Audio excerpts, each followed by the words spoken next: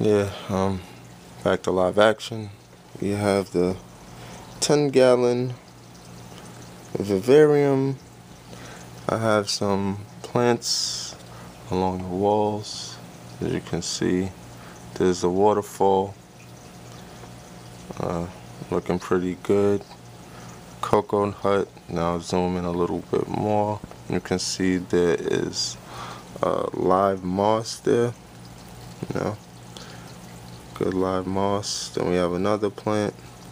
I don't know the plant's names. Well, at least not this one. This one up here.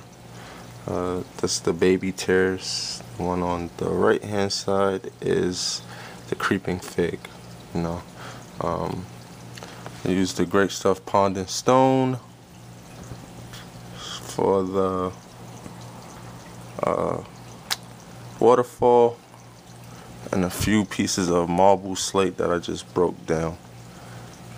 Basically, and there's some sphagnum moss there, and Eco Earth is the other substrate by Zoo Moss, and that this live moss, frog moss, is by T-Rex, and you can't really see the bottom, but there's a PVC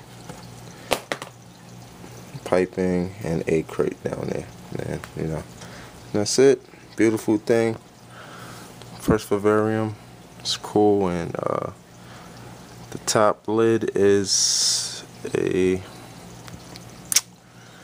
regular screen lid with a glass lid on the under it, with a hole in the centerpiece. You know, just to let some air out. Getting pretty good humidity.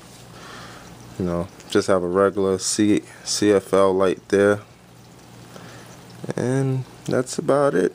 Just had to get my first dark frog, and we're in business.